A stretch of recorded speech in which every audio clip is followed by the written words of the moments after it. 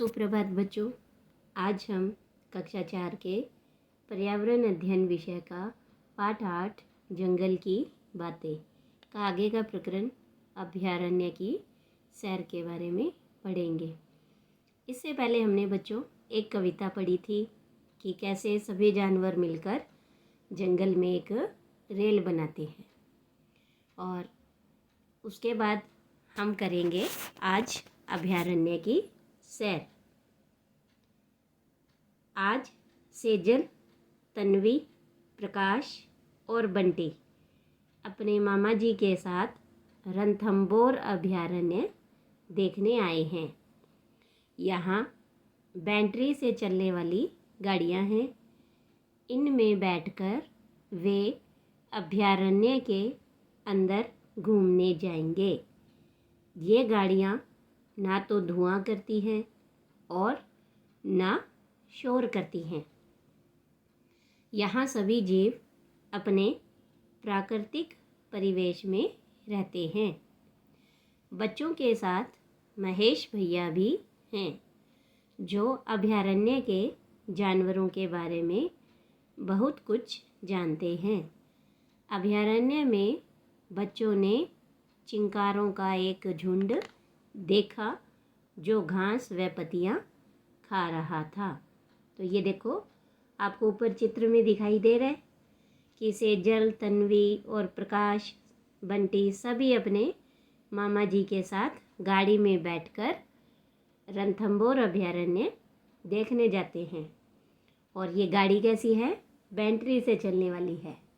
और जो गाड़ी बैटरी से चलती है वो ना तो धुआं करती है और ना शोर करती है, ताकि यहाँ रहने वाले जीवों को किसी भी प्रकार का नुकसान ना हो और वे अपने प्राकृतिक परिवेश में शांत से रह सके।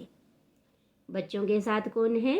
महेश भैया, जो अभयारण्य के जानवरों के बारे में बहुत कुछ जानते हैं। फिर अभयारण्य में बच्चों ने क्या देखा? बच्चों ने एक चिंकारे का झुंड देखा जो कि घास खा रहा था। ये देखिए, ऊपर चित्र में आपको दिखाई दे रहे चिंकारा। अब बंटी ने क्या कहा? देखो, उस चिंकारे के सींग कितने बड़े व घुमावदार हैं। तन्वी ने बोला, कुछ तो छोटे सींग वाले भी हैं। तब महेश भैया ने कहा, बच्चों तुमने अच्छा ध्यान रखा, बड़े सींग वाले चिंकारा नर हैं। नर मतलब पुरुष, व छोटे सींग वाली मादा है। इनकी एक खास बात यह है कि जल की कमी होने पर भी ये जीवन यापन कर सकते हैं। पेड़ों पर उन्हें जगह जगह बहुत से बंदर दिखाई दिए, जो एक दूसरे की पूंछ पकड़कर मस्ती कर रहे थे। बच्चों ने देखा कि बंदर का एक छोटा बच्चा माँ से चिपक गया और उसकी माँ उसे लेकर दूसरी डाल पर कूद गई। बंटी ने कहा, वह देखो, एक बंदर दूसरे बंदर की जुएं निकाल रहा है। इस तरह से इसके बाद बच्चों ने क्या देखा? नीलगाय का झुंड, जिसे हमारी क्षेत्रीय भाषा में रोज भी कहा जाता है। तो प्रकाश ने कहा, उधर देखो, वह गाय और हिरन जैसा कौन सा जानवर है? अब आप इस चित्र में देखिए कि आपको यह गाय और हिरन जैसा मिक्स दिखाई देगा। तब प्रकाश ने पूछा, गाय और हिरन जैसा कौन सा जानवर है? सेजल ने कहा, हाँ देखो, इनमें से कुछ बड़े व गहरे नीले रंग के हैं और कुछ भूरे रंग के हैं।